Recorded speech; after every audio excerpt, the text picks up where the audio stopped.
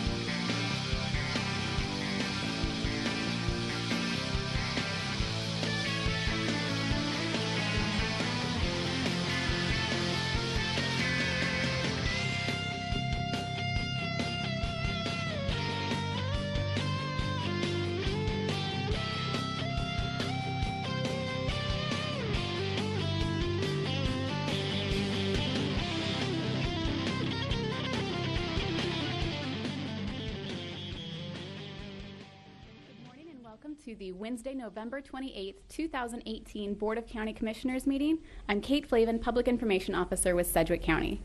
Commissioners, this morning I'd like to invite up a few public safety representatives to talk about the upcoming Battle of the Badges blood drive. So if I could have Sheriff Easter and our EMS and fire representatives here as well.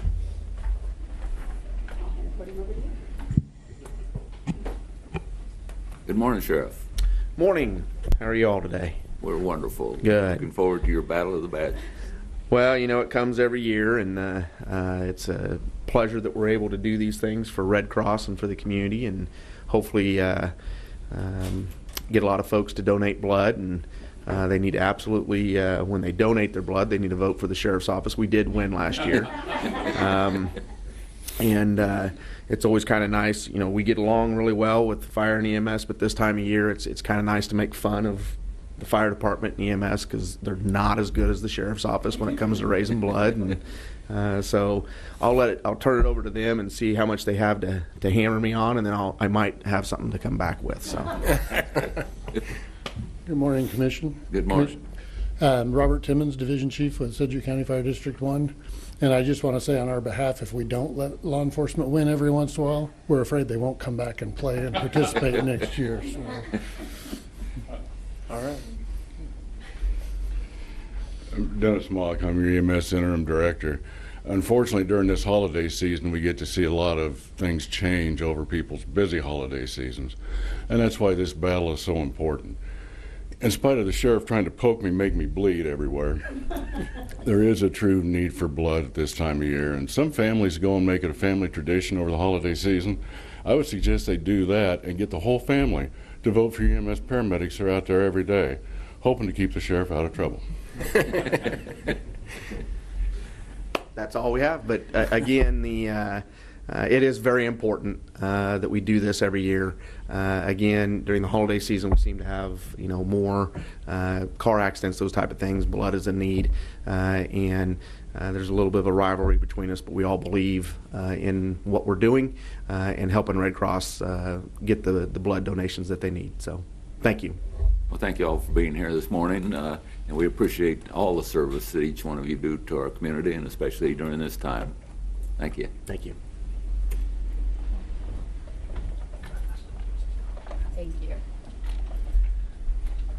All right, and be sure to follow us on social media. Sedgwick County has an account on Facebook and Twitter for more information on the Battle of the Badges blood drive and for its kickoff. When you donate, feel free to vote for either EMS, law enforcement, or fire. And as a reminder, just follow us on social media for more information on that event. Commissioners, on the agenda this morning, you'll have 2 quarterly reports, one from the Extension Center and one from INTRUST Bank Arena, a funding request from Workforce Alliance, 2 grants for ComCare, and then there are several items on the consent agenda. And with that, Chairman, I will hand the meeting over to you. Thank you very much, Kate. I want to welcome everyone that's joining us here in the audience and those that are joining us on KPTS and also online. This time I'd like to call the meeting to order for Wednesday, November 28th, 2018. Madam Clerk, next item. Invocation to be led by Reverend Elizabeth Montez to St. John's Episcopal Church. Please remain standing for the flag salute.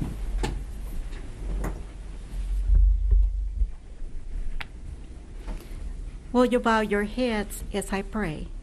The Lord be with you, and also with you. Dear wise and loving Creator, first let me say thank you on behalf of all who are gathered here today. Thank you for your many and abundant blessings.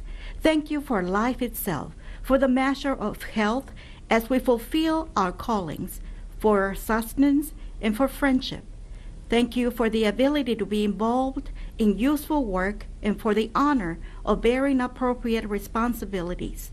Thank you as well for the freedom to embrace you or the freedom to reject you. Thank you for loving us even so, from your boundless and gracious nature. We as citizens ought to obey the governing authorities, since you have established those very authorities to promote peace and order and justice. Therefore, I pray for this city officials, and in particular for this Board of County Commissioners. I am asking that you will graciously grant them wisdom to govern amid the conflicting interests and issues of our times, a sense of the welfare and true needs of our people, a keen thirst for justice and rightness, confidence in what is good and fitting, the ability to work together in harmony even when there is honest disagreement, personal peace in their lives and joy in their tasks. I pray for the agenda set before them today. Please give an awareness of what will please you and what will benefit those who live and work in and around our beloved city of Wichita. Wisdom and blessings to all. Amen. I pledge allegiance to the flag of the United States of America and to the republic for which it stands, one nation, under God, indivisible, with liberty and justice for all.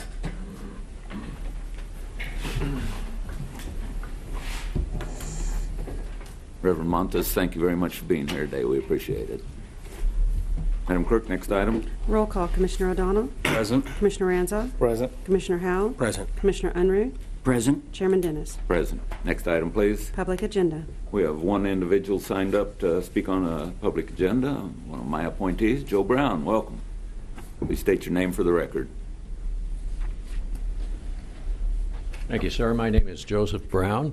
I am the chairman of the Advisory Council, Sedgwick County Advisory Council on Aging and Physical Disabilities.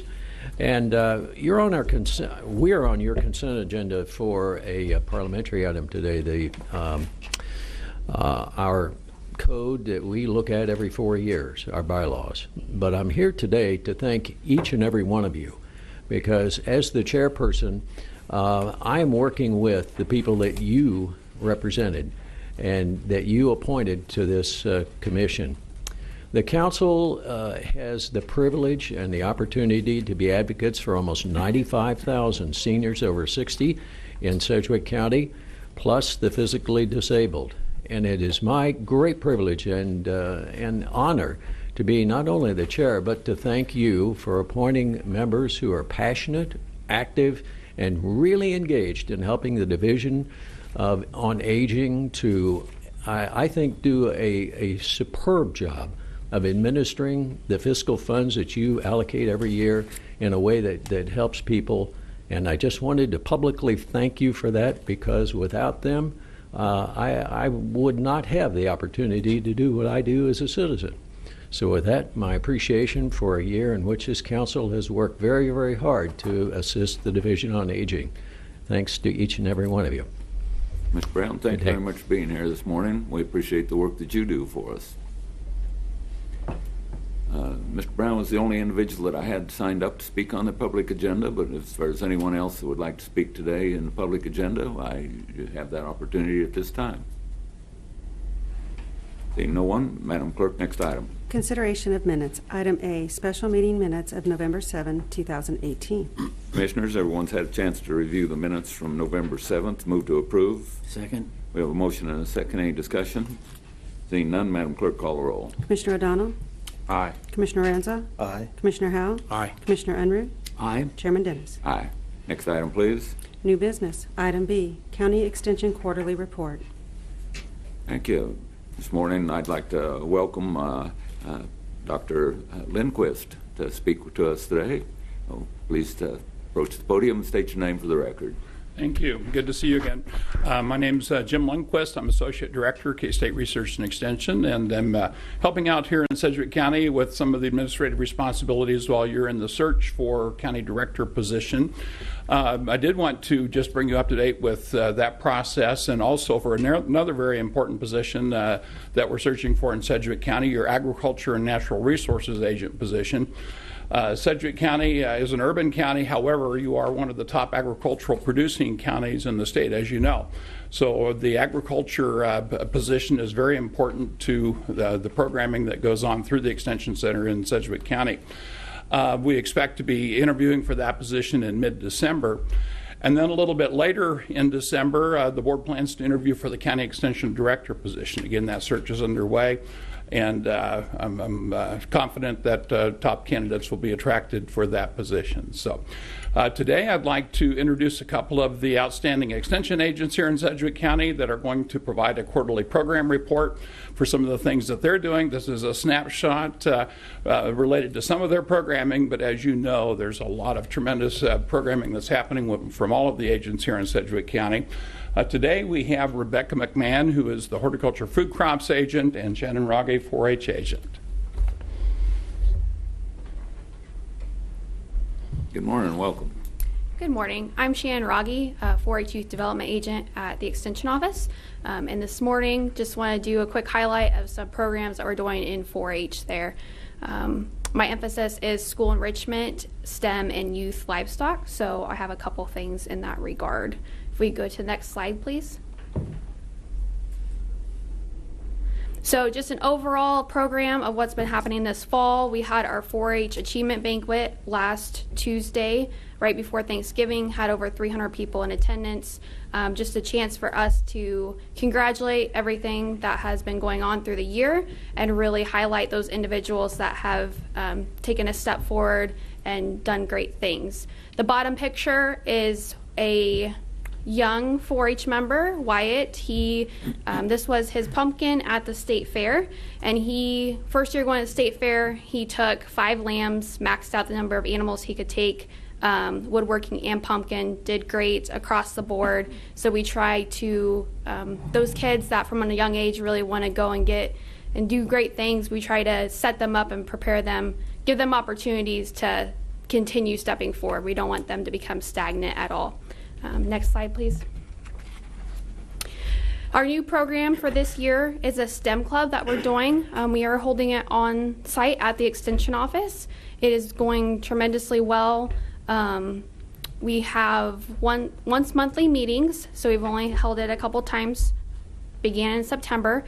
The whole concept, we focus on mostly engineering concepts, but the idea is for these kids to increase their confidence in doing things on their own in a kind of a group setting. But so we really focus on the design and redesign model.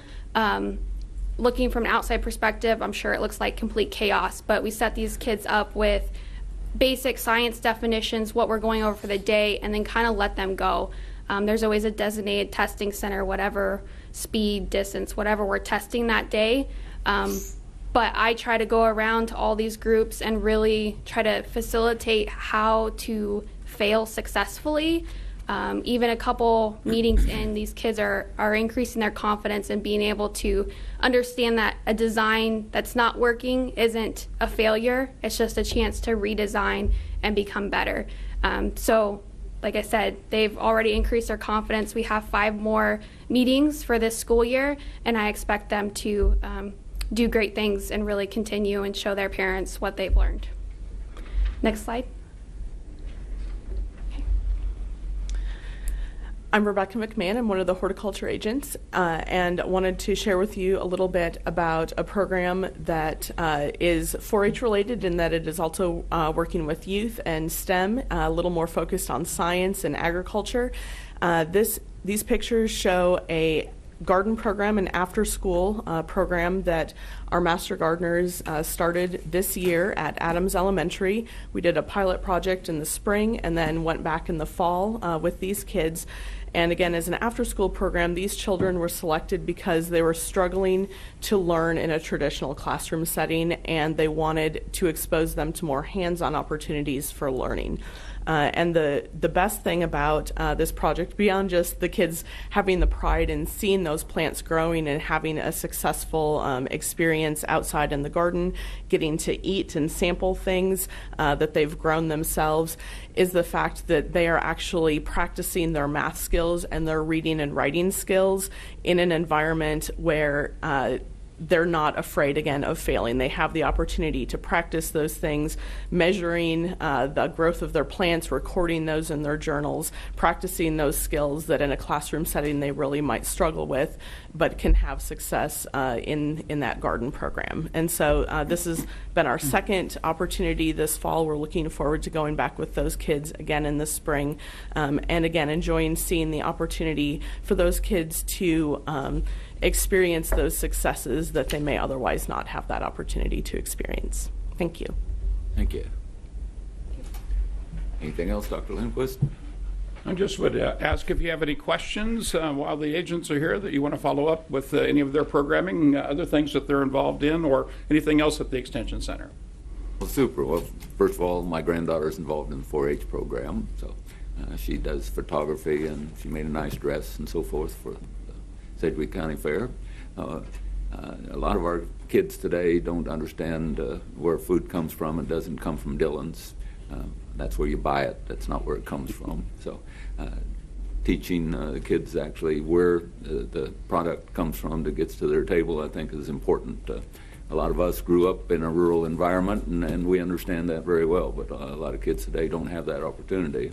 To be able to tie that to STEM is even more important, and putting it into an environment where that learning is fun is actually critical to making sure that we have learning. So I appreciate everything that you're doing for Sedgwick County and for our kids here in Sedgwick County, and getting them to learn what the cycle is of life a little bit better.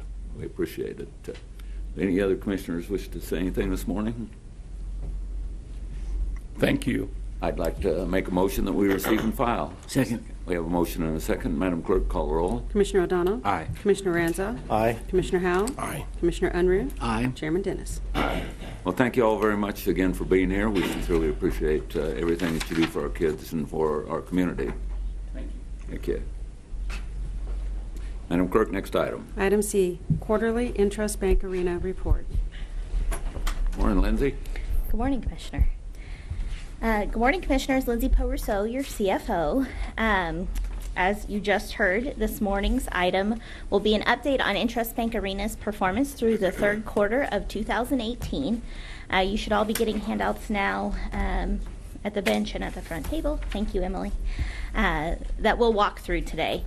Of course, AJ Boleski, the General Manager of INTRUST Bank Arena of SMG, is here with us today and will help co-present this presentation for you this morning. And of course, before we dig into the details, I always want to make sure to thank all the people who make this happen.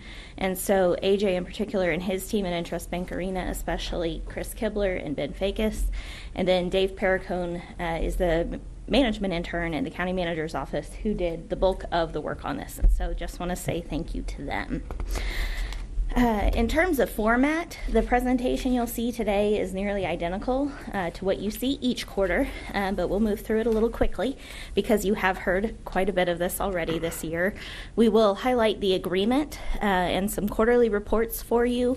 We'll then talk very briefly about our parking arrangement with the City of Wichita. We'll talk about the status of the Sales Tax Reserve Fund, and then AJ will come and talk to you about the most exciting part, which of course is what's going on in the community and what do we have to look forward to. So, as you know, the county hired SMG to operate its arena in 2007. As a part of that agreement, SMG promotes, operates, and manages the facility to ensure the provision of high-quality management services, thereby enhancing the use and enjoyment of the arena. Of course, they do a great job of that. And under a unique arrangement, we do have a revenue-sharing agreement that allows SMG to potentially absorb any losses we may have, which thankfully we have not had to do that yet. But then that also results in a unique revenue-sharing agreement. So we'll move into the quarterly reports now. We'll talk about ticket sales, community affairs, and of course our financial summary. So as you look at this slide, of course, like other presentations, this contrasts the performance of the arena through the third quarter 2018 versus the same time period last year. And so you can see that while the number of performances is down by 5, from 69 to 64, all other metrics on this slide are positive. So you can see attendance is up by 27,180 folks. Tickets sold are up. Gross ticket sales are up significantly. And the average cost per ticket sold continues to be up over last year. So a very good slide overall. Looking at community affairs then, you'll see that there are a mixture of positives and negatives on this one. The total number of community groups that were able to participate in the concession stands at the arena is up, as is the amount of money paid to those. Spending with Sedgwick County, Kansas companies is down slightly from $3.04 million excuse me, to $2.96 million. Sales tax paid, though, of course, is up. The number of presentations and tours is up slightly. The number of local events and activities is down slightly. So now we'll move into the financial summary. And just like past presentations, you'll see a number of terms and categories that when taken together give us kind of a bottom line figure. And so again, I don't want to berate these definitions. As always, I would encourage you, if you're interested, to maybe flag this slide 6 and refer back to it if you have questions about anything that's contained as we work through these next few slides. So looking at year-to-date through September, again, the first 3 quarters of 2018, as we just discussed, there were 64 performances total for this year, as compared with 59 total events. Again, there can be multiple performances of a single event. You can see net event income totaled approximately $2.8 million. When we add in other operating income, you'll see a figure of $4.2 million. When we take away the indirect expenses, so expenses that may not occur associated with an event, but more the administrative costs of running the arena, you still see that there is net building income through the third quarter of $556,484. So certainly a good number that, as your CFO, I'm happy to see. So switching to the next slide then, we'll focus in a little bit on the specific numbers and contrast them versus the same time period last year.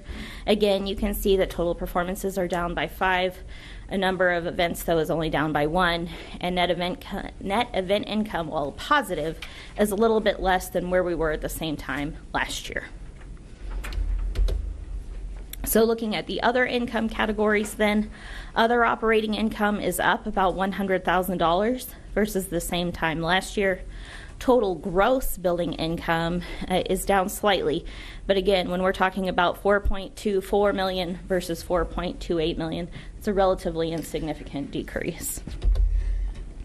Looking then, when we compare the expense and income categories, so indirect expenses, while it shows a negative number, that actually means that our indirect expenses actually increased a bit over last year, which of course makes sense when you factor in personnel changes, health insurance increases, those kinds of things. Net building income, again, as we talked about, is slightly down versus the same time period last year, but again, at $556,000 is still a very good number. So we'll switch gears a little bit now and focus on the sales tax reserve. Again, the sales tax reserve is a combination of those dollars that were left over at the end of the 1 cent sales tax, as well as any profit sharing revenues that the county receives, less any money that's then paid out for capital improvement expenses or emergency repairs, things like that. This slide shows you what those authorized uses are. I'm sure you're very familiar with this. Of course, what we're used to is major repairs and capital expenses. We had talked a little bit at the beginning of the presentation about alluding to the City of Wichita parking agreement. If there ever was a time when the city wasn't able to make its revenues as required under our contract with them, then we may need to fill in the gap up to $225,000. That would be funded through this sales tax reserve. And of course, any work that we would want to do on what we affectionately call the Coleman parking lot would come from this fund as well. So at the end of the third quarter, the balance of this fund is at $8.4 million. Obviously, we know that that is a hot topic for the commissioners as we talk through the status of that. And so as we go into the final quarter, we'll be more than happy to come and talk with commissioners about long-term projections, what we think that fund looks like and how long it will sustain us at the current rate. We have had some fairly significant costs in the last year or two, particularly because of the new entrance C, that remodel. We expect those costs over time to be less. And of course, we have the capital asset plan that we get from the arena each year. It's provided to me, and I'd be happy to provide it to you. And so we use that in our projections as well. So you do have a unique footnote on this slide that's not normally there. We did have a bit of a timing issue as compared with when we received revenue versus when we paid it out. And so if you were to compare the numbers here versus what's in the quarterly report that Rick presented to you a couple weeks ago, the bottom line is the same, but how it's reflected here in this presentation is a little different. I'm happy to answer any questions if you want to get into the details, but I just want to explain why that might look a little different. So you saw the $120,000 revenue on the prior slide. This slide shows you expenses broken out in detail. I know this font is kind of small, probably up on these screens, but you should all have full-size slides in front of you. That should make that a little bit easier to read. And so you'll see that while revenue was $120,000 in the third quarter, expenses were approximately $430,000. So when, again, we have talked about some of the larger uses of the sales tax reserve in the last year or so, this slide demonstrates that pretty well. I think you can see the overall decrease in the sales tax reserve at the same time last year versus where it stands this year. We did have approximately $1.8 million of capital expenses this year for the arena, $200,000 of which was for those bollards that were placed around the arena for security. And so with that, unless you have any questions about those particular details, I can hand it over to AJ, or I'm happy to answer any questions after he's done with his portion of the presentation. Do any of the commissioners have any questions before we turn it over to AJ? Commissioner Howell. Thank you, Mr. Chairman. I was just curious, can you remind us, if you have the number, what was the CIP value for the entrance C upgrade? I believe it's approximately $1.9 million, but I will get that number to you and send it to you after the meeting. That'd be great. Thank you so much. No problem. Thank you, Chairman. All right. Morning, AJ. Good morning, Commissioners. AJ Bileski with SMG and INTRUST Bank Arena. Glad to be with you guys today, and just kind of wanted to walk through some of our activities here for third quarter. Community involvement, you'll see out the ticket donations, the various ticket donations, and use of the marquee that we've had. Also, our staff's been pretty busy. Generally, third quarter is a good time for us to get out in the community when things are a little bit slower for us. So we've been at Goodwill, we've been at the Ronald McDonald House, Salvation Army, just to name a few of the places we've been through the third quarter. And then I think one other slide to really point out is the final one on the community events, where it talks about the marquee usage. This isn't something we talk about too often, but we do allow, it's first come, first served. Nonprofits can contact us and have a slide up on that marquee that faces Kellogg, that faces south of the building. They can have access to that for an entire month. So that's a program we started a couple of years ago. We actually worked with the county on starting that. We're pretty proud of it. So in addition to the ticket donations and the community involvement, using the marquee to get the word out on some of the nonprofit organizations and their events coming up. So those are the three that were on the marquee during the third quarter. So we're pretty proud of that as well. And then you also see the upcoming events. So we've been pretty busy announcing events. We're excited for Lindsay Sterling tomorrow night. So she is a violinist and is one that can fill arenas. So we're expecting a pretty good crowd tomorrow night. And again, it's kind of that younger demo and something that we really haven't had and we want to build on. And so it's a good show. I recently announced WWE return, and that's a televised event. Tuesday, January 22nd. So that'll be a SmackDown event is what they call that. But it is televised, and we enjoy hosting those events. It's been a couple of years since we had the televised version. And then also recently announced Kenny Chesney returning to the arena May 3rd. So it's been April 2011, the last time he was here. And he usually plays stadiums. This year in 19, he's doing some more intimate venues, as he calls it.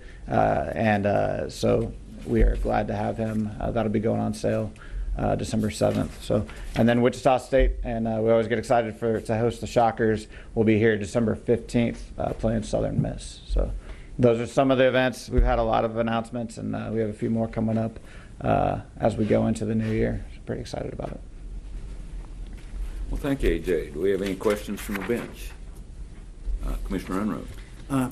Thank you, Mr. Chairman. Not a question, just a statement once again that I'm proud of the arena and the way that it's being managed. You clearly are a busy operation, but not only as an event center and making that profitable, but I'm really proud of the fact that you have community engagement as part of your mission and your activities. And just a small example of the use of the marquee, I think that is significant to those agencies that take advantage of that. So appreciate that you continually look for ways to be involved and support the community and make this truly a community asset. So thanks for your good work.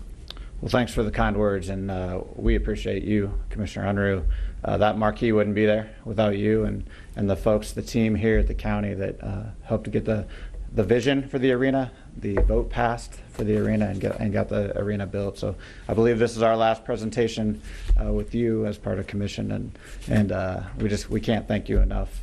Obviously, the team here supports everything that we do from a day-to-day basis, but going all the way back to the beginning, I believe you're the last original commissioner as far as when the vote was passed and the building was constructed, and we can't thank you enough for the opportunities you've provided for the community to come out and be entertained, and just that vision to say, this is the building we want to have.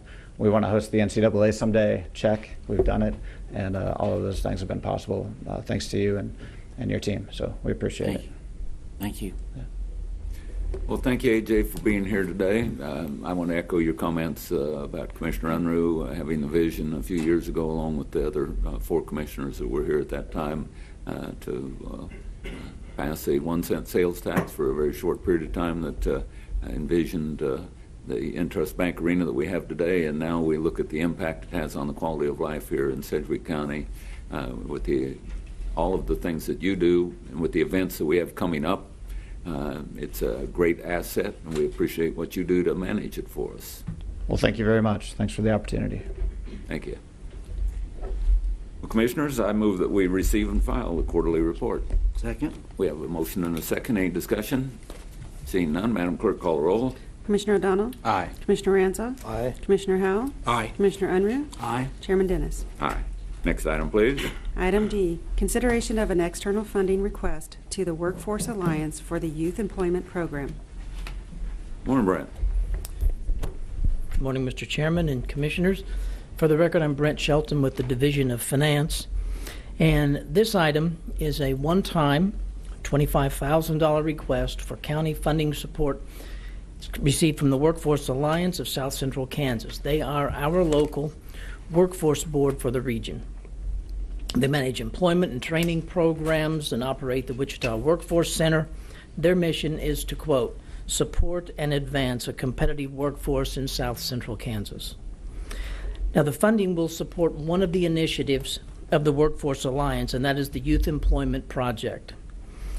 This is designed to assist young adults in gaining work experience. And through participation in the Youth Employment Project, young people have opportunities to learn job skills that are crucial, things like resume creation, job search, how to prepare for an interview, and so forth. And the Youth Employment Project is a collaborative effort of the Workforce Alliance, the Greater Wichita YMCA, the City of Wichita, many of the school districts in our area, and many employers that are designed to provide that first job experience. And they've been doing that for between 400 and 500 young people currently. The $25,000 funding that would come from the county would be used to help create a joint marketing and outreach campaign to increase the number of employers and youth participating in the Youth Employment Project. The goal of the project and of the marketing campaign is basically to double youth participation to 1,000 youth that would receive summer jobs and internships through the program. By increasing the awareness and the outreach efforts, that's probably the only key way to get to that doubling of the numbers of youth that participate. By focusing on providing their education via the different programs they have, the Youth Essential Skills Certificate, the DollarWise program, which is designed for financial literacy, through their workshops and their online courses, and also providing that first job or that first work experience, getting these young people ready to enter the workforce. They promote developing our emerging local workforce to meet the employment challenges of our growing local economy. We've heard announcements for job creation and other things that are going on, but those can't happen without having a number of people and having a viable workforce ready to go to work. In your backup material, you receive some benchmarks from the Workforce Alliance about the program, but just to highlight it, they served over 1,420 young adults in their last reporting period through job fairs, through training exercises, through those youth that received those jobs. And while not all of them did get a first job, their sweet spot, if you will, is working with youth between the ages of 16 and 19. But there are younger folks that come in that, because of work requirements, can't get a job at age 14 or 15. They're going through that training program. They're ready to go when they are going to be able to get that first job. So they're serving more than just those folks in that age group. But those are the ones that are getting those first jobs that are so important. There are a number of other governmental and public sponsors for the Youth Employment Project: Butler County Community College, Butler County, Mount Hope, the Greater Wichita Partnership, the Regional Chamber of Commerce, as well as the City of Wichita. Riverside Township is even a participant, as well as those school districts that we mentioned earlier. Now, how well does the program work? They've provided us this feedback, but to continue to provide meaningful, effective measures, Workforce Alliance is working with Wichita State to develop a model to target the economic impact of growing the Youth Employment Project in our area. So in order to grow the Youth Employment Project, additional funds are needed to develop the outreach and marketing campaign outside of their current funding sources and their current budgets. The county is being asked to join in this collaborative effort with other public and private organizations to expand this marketing and expand this outreach to double the number of participants. We do have sufficient resources to provide this $25,000 in funding from our Economic Development Fund, and utilizing these funds would be in line with the Economic Development Strategic Plan. And our mission is to promote a strong and diverse regional economy by working with regional partners to enhance opportunities for businesses to retain or attract new jobs in the region. Certainly growing that local workforce aligns us with that strategic plan. So at this time, I would recommend that you approve the $25,000 grant to the Workforce Alliance of South Central Kansas for enhancing the marketing and outreach of the Youth Employment Project. And before I stand for questions, I would just like to introduce Keith Lawing, who is the president and the CEO of the Workforce Alliance of South Central Kansas. If the questions get too tough, I'll call him up to the lectern. Very good. Thank you, Brent. I guess the only question I have right now is, it's coming out of economic development. We're towards the end of the year. How much do we still have left in economic development? I see that Lindsay's left the room. I know there's sufficient money in there to do this. I'll just have to get you the exact number. With me on that. Are there any other questions? Commissioner Ranzel? Yeah, I have some questions about the funding here. I want to kind of clarify, because I've asked some questions about, the budget and sources of revenue. It says the total budget is $458,000, but then we have some funding support from YMCA 259 in the city of Wichita. But in the back of material, it says that money isn't included in the $458,000. I just want to make sure if that's correct, and if so, where does the $458,000? I haven't gotten a breakdown of that. Okay, my understanding is that is the operating budget for the Youth Employment Project, that they're seeking additional funds outside that for this marketing and outreach. So the I think $50,000 from Bank of America and some other resources would be specifically targeted to the marketing effort. No, I got that. The youth employment budget, $458,000. Where does that money come from? Do we have a breakdown of those sources of income? Thanks. I'll let Keith address that for you. Morning, Keith. Can you state your name for the record, Good morning, please? Chairman. Mr. Chairman. Keith Loyne, CEO of the Workforce Alliance of South Central Kansas. The funding, Commissioner Ranzel, that is in the backup material, that $458,000, that is specifically designated in our overall funding for the Workforce Alliance to operate the Youth Employment Project. That is multiple funding sources. Some of that is the Workforce Innovation and Opportunity Act funds that we have allocated to us annually. There are also, as Brent said, some private dollars that are included in that budget that would become from our annual golf tournament, which we have every year. And we also have received grants that are going into that budget. One was from Bank of America.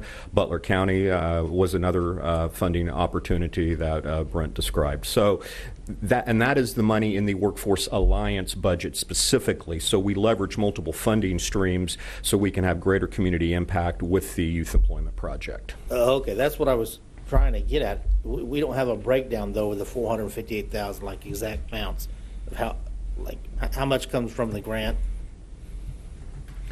program. When you're saying a breakdown, so you want, it is roughly probably 75% of that is the Workforce Innovation and Opportunity Act, the federal dollars that come in.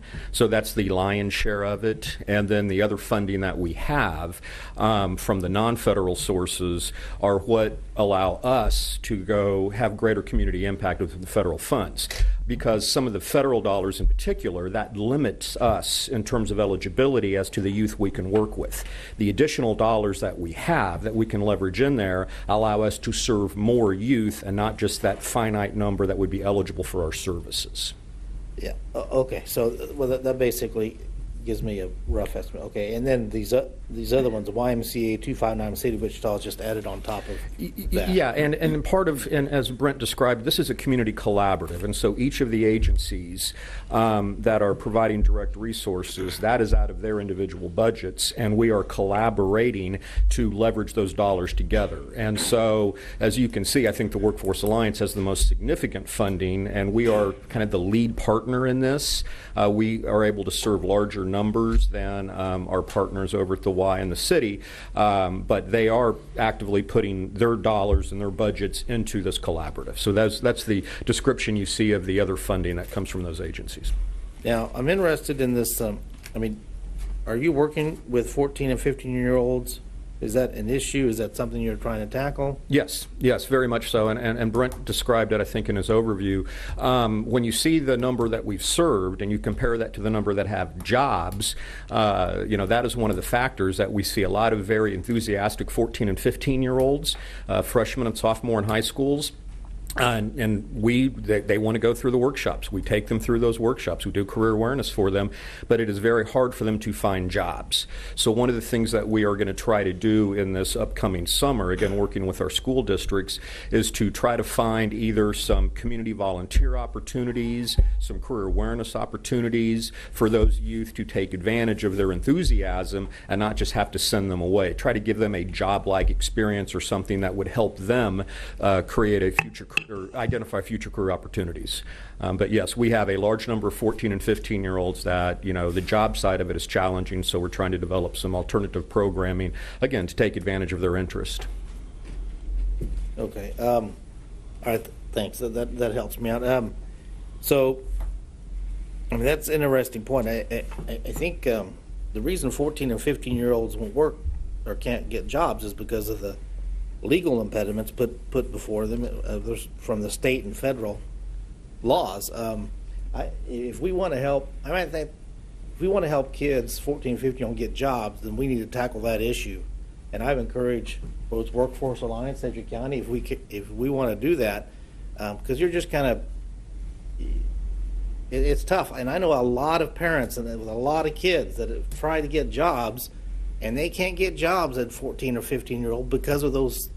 I think tackling, that's the problem. If you would solve that problem and get rid of those impediments, you wouldn't need this program because kids would go get jobs and people would hire them. And so I'd encourage us to add this to the legislative agenda. You get a large percent of your funding from the federal government.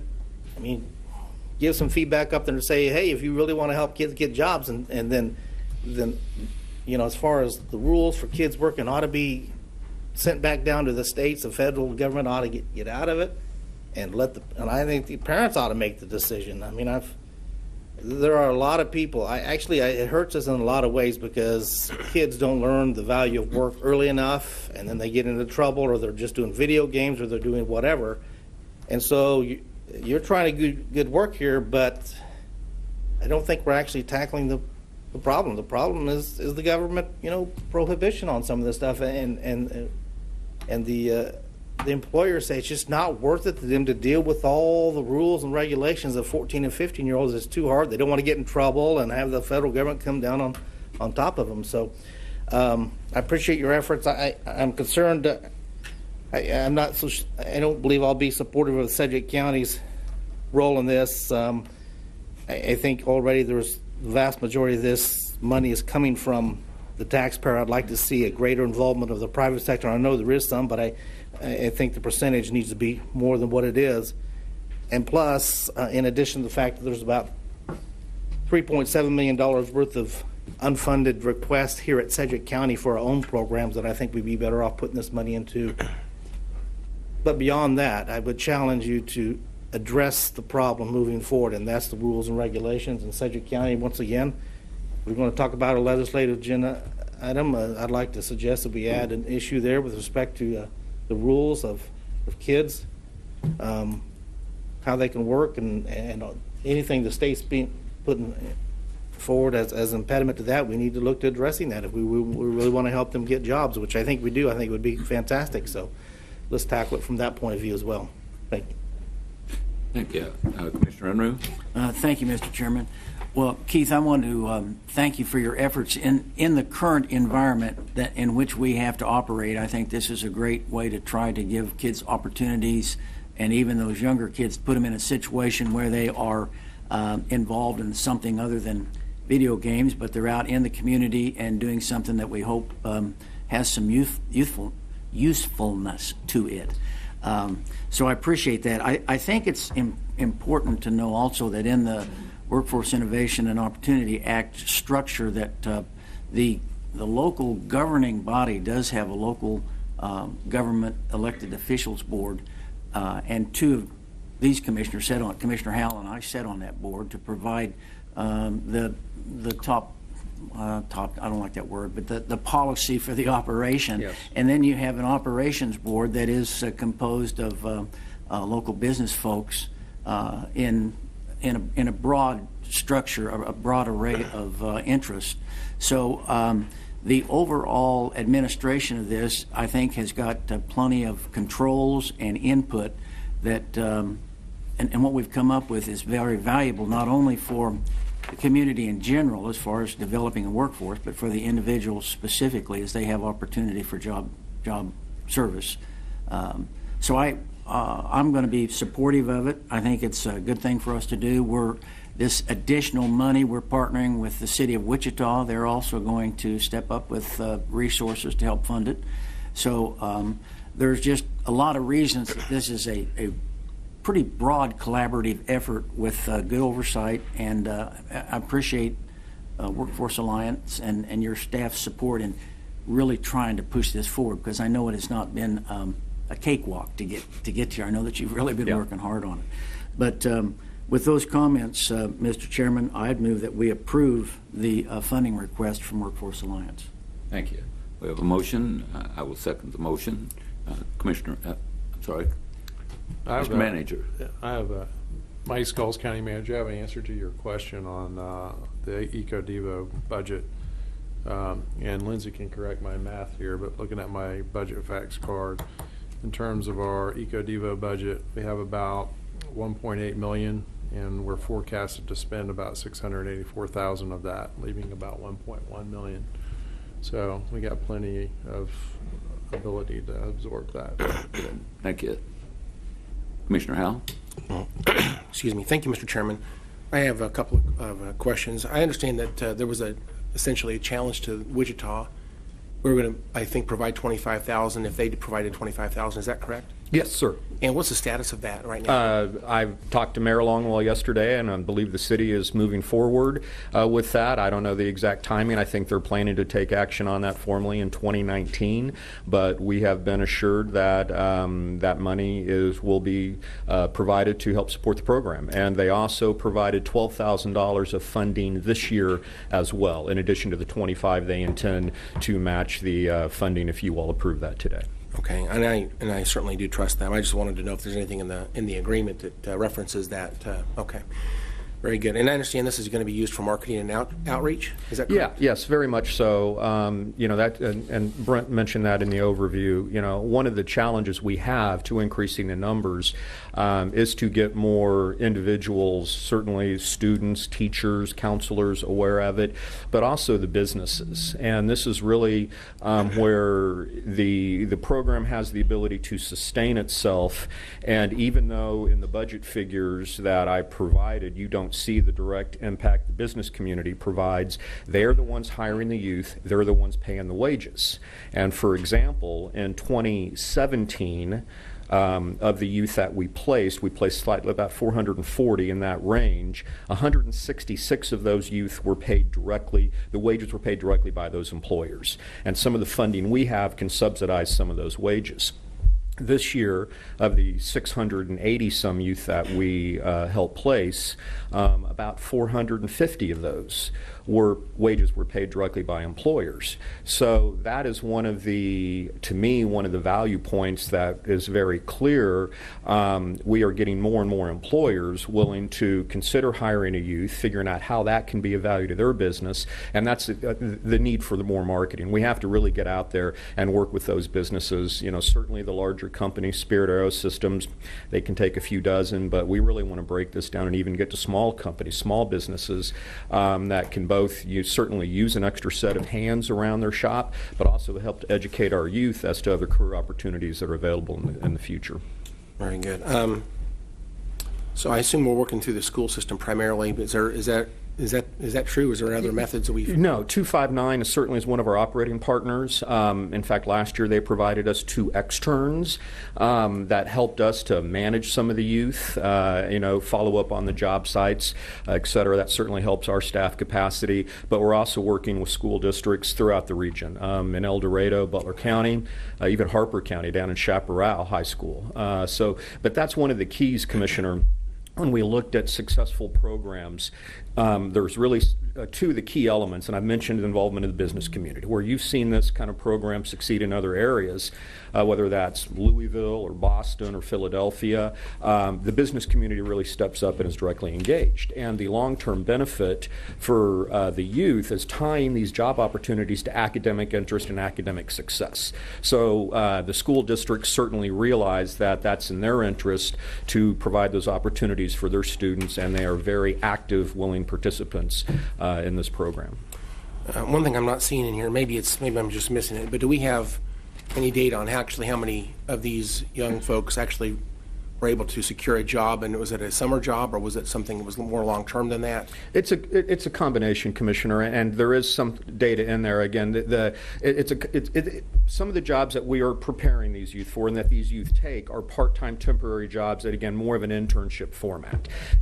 But we also hold job fairs for these youth for companies that would be hiring this demographic anyways. And so a lot of those youth are placed in that way. So it's a hybrid, it's a mix, and that's something else, as Brent mentioned in his overview, that the city of Wichita has asked Wichita State University to look at. What is the economic impact, not only to kind of the dollars and cents of a community, but what is the impact on these youth? Do they have higher rates of graduation? Are they able to go directly into the workforce as a result of this? There have been studies, across the nation, and certainly the bulk of the data indicate positive outcomes along those lines, but we're going to try to focus that on the outcomes we're able to generate here in the region. All right, well, very good. I strongly encourage young people to get jobs as early as possible. I kind of agree with the comments of Commissioner Ranzo. I think that the biggest reason that we don't see people working at earlier ages is probably because of regulations that maybe prohibit that. But I remember when I was even before I was 16, I had a number of jobs that people paid me to do all kinds of things. I was very, very busy. My first entry-level real job was at Pizza Hut. I worked there for, I think, more than about 2 years. As I worked other jobs and as I was in school, I think that's just really a great experience. I do notice there's lots of help wanted signs around the community. Do you try to connect some of those open positions with these kids as well? Most definitely, Commissioner, and that's a big part of it. But again, part of it is the outreach that we need to do to some of these businesses. Not a lot of employers know about us in the Workforce Center, know the resources we have. So again, it's trying to raise awareness. We work with WEBA and the Chamber. I mean, we do what we can to get businesses aware of the services and the resources that we can offer.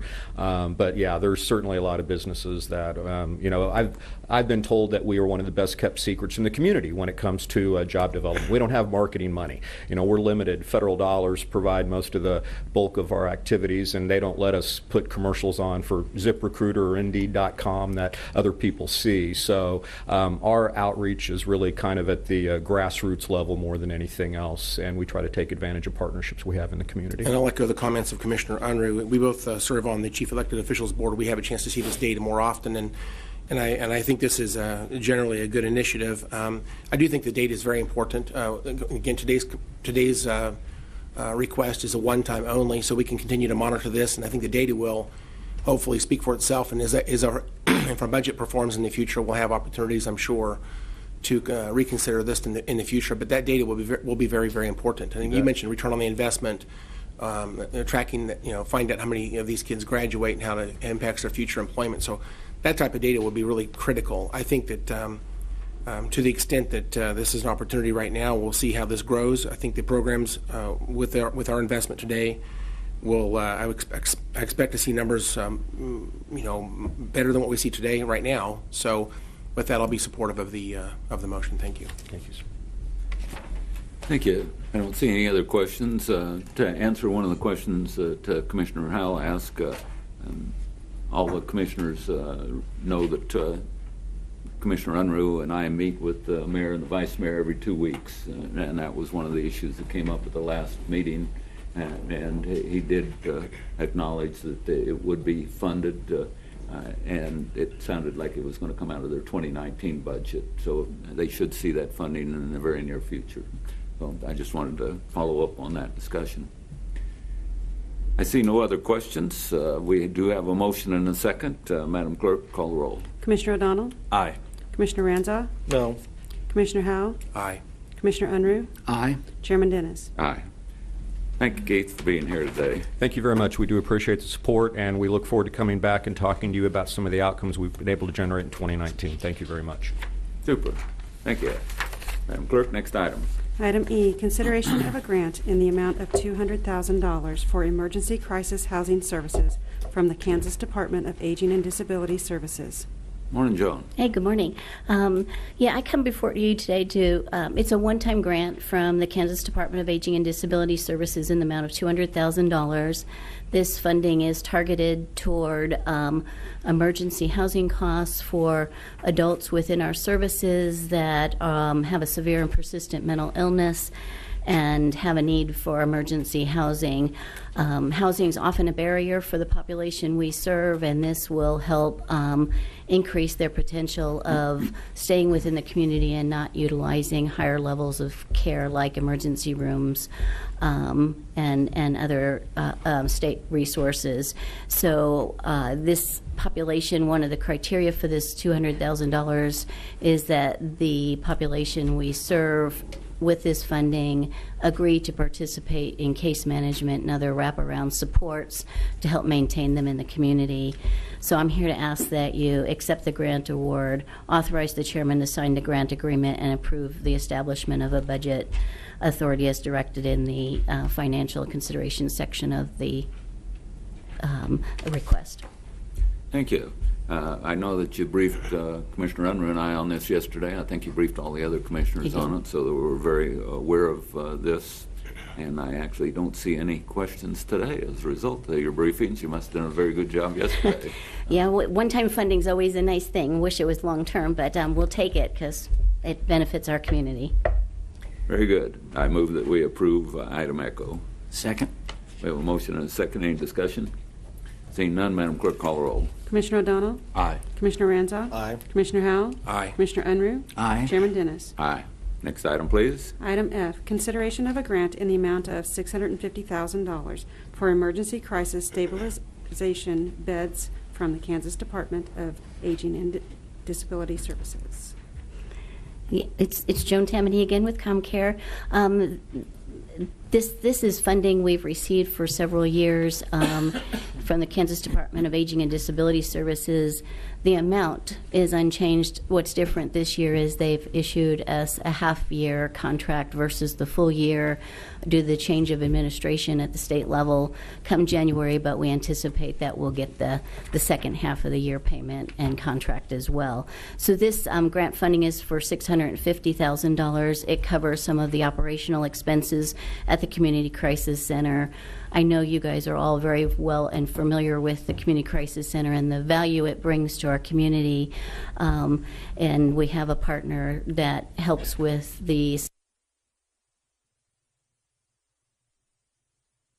funding, and the Community Crisis Center intent is designed around the fact that we want to make sure that people with a psychiatric or substance abuse emergency or a crisis get the need in the community rather than winding up in our detention center or the emergency rooms in our community or at state hospitals outside of their community. The Community Crisis Center serves adults, it serves youth and adolescents for both Sedgwick County, Sumner, and Butler. And you know, as I've shared, anytime we have an opportunity to talk about mental health, suicide doesn't know a demographic. It's not distinct to a certain population, and the Community Crisis Center is there when somebody reaches out or has a need. We know that if somebody talks to somebody in the moment when they're in despair, they typically don't follow through on any impulsive action of self-harm. So I'm just here to ask that you approve the grant award and authorize the chairman to sign the grant agreement. Thank you, Joan. Once again, you briefed all of us on this issue in depth. I don't see any questions. I do want to pass on my thanks to the state of Kansas for both of these grants, and they do help our citizens here in Sedgwick County.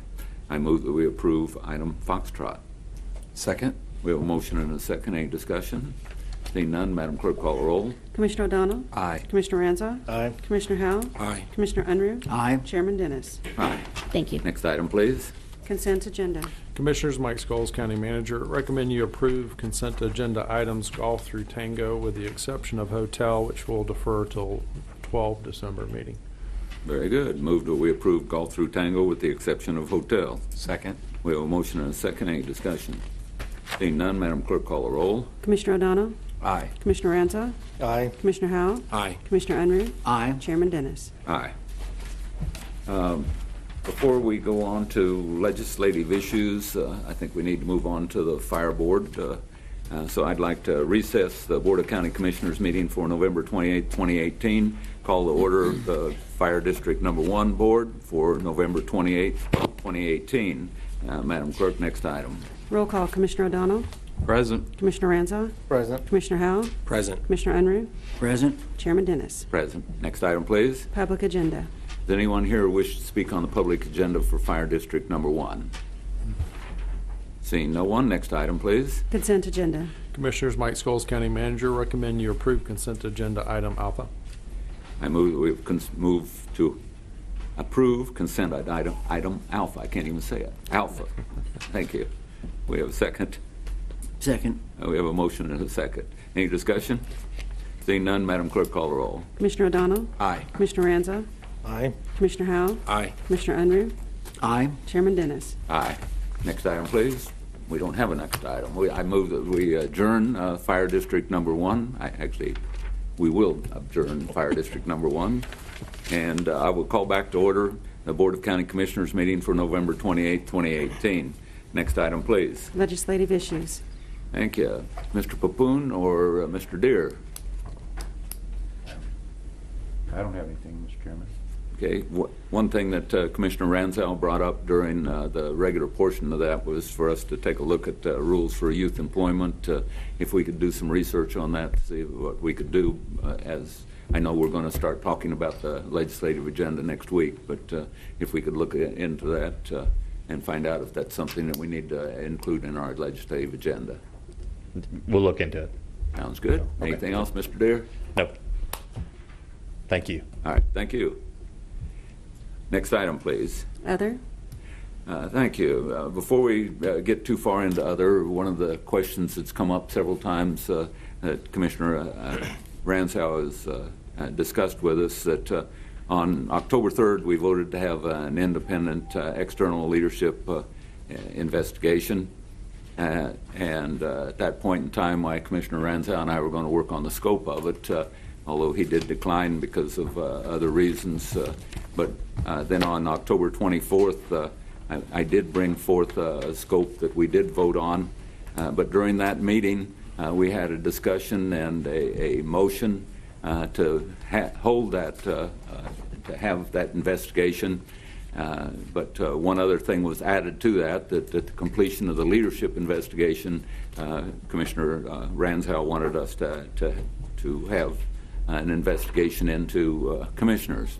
And we did approve that on October the 24th, and that's where we're at today, actually, because we finished the first one. We need to move on to the next step because we did have a vote to do that.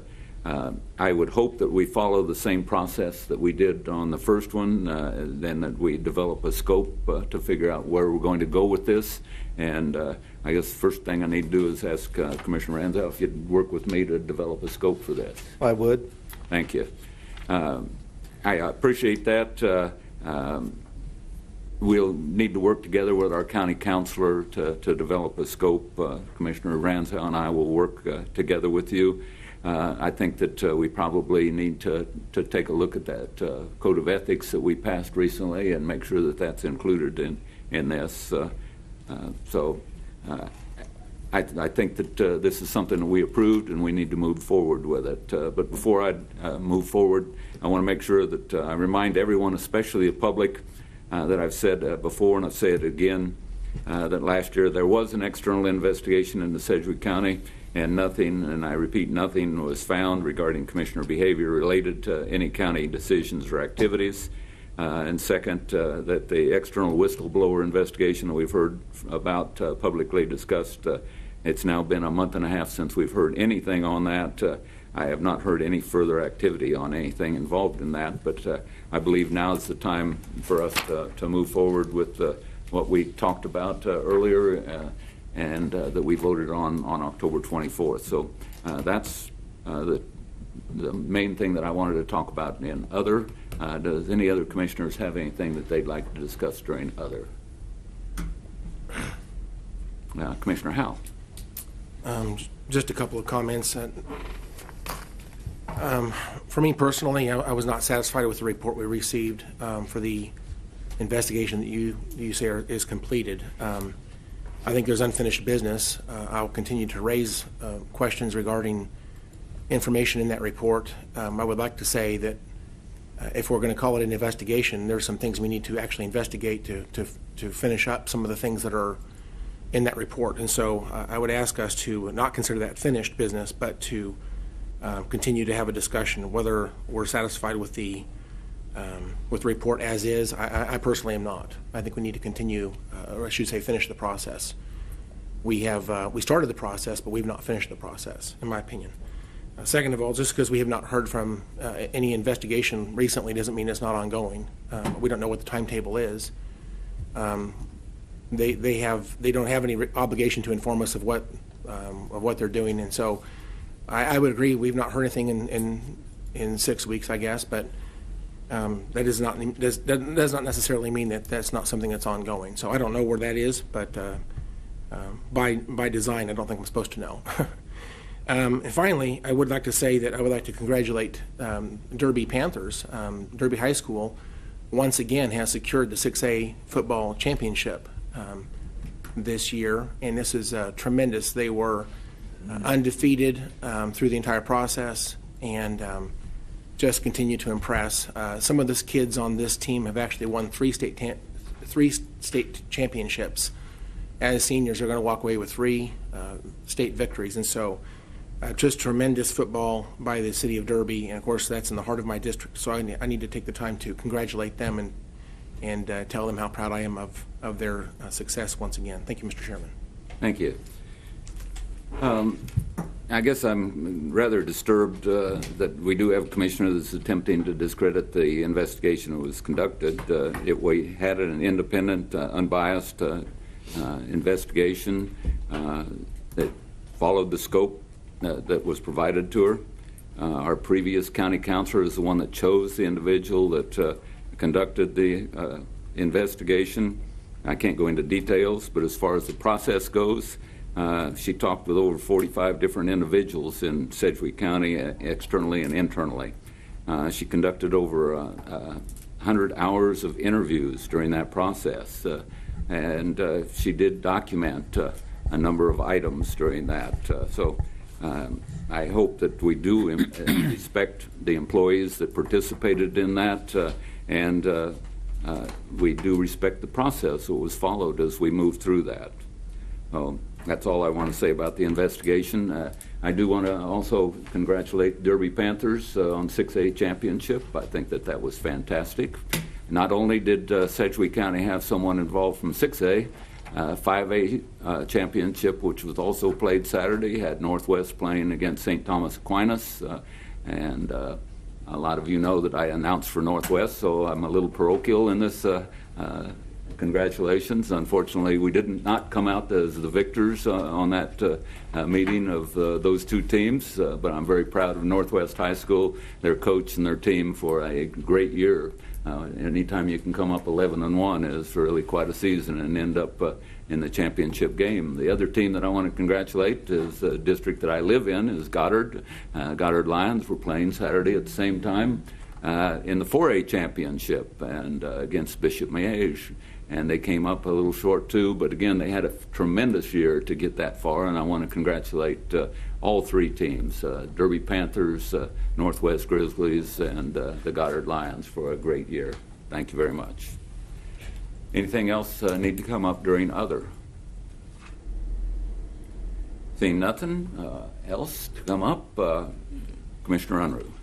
Mr. Chairman, I move that the Board of County Commissioners recess into executive session for 30 minutes until 10:45 for consultation with an attorney for this commission, which would be deemed privileged in the attorney-client relationship to discuss a legal claim, and that the Board of County Commissioners returns to this room from executive session no sooner than 10:45. That's second. Any discussion? Seeing none, Madam Clerk, call the roll. Commissioner O'Donnell? Aye. Commissioner Renzo? Aye. Commissioner Howell? Aye. Commissioner Unruh? Aye. Chairman Dennis? Aye. We are in recess.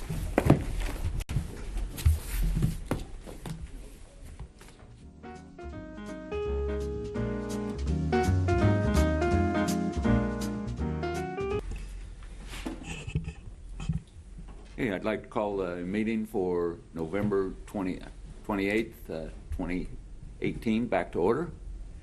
At this time, I'd like to state that we took no binding action during executive session. Is there anything else need to come before the board? Seeing nothing, we're adjourned. Got it done before Buffoon even got back.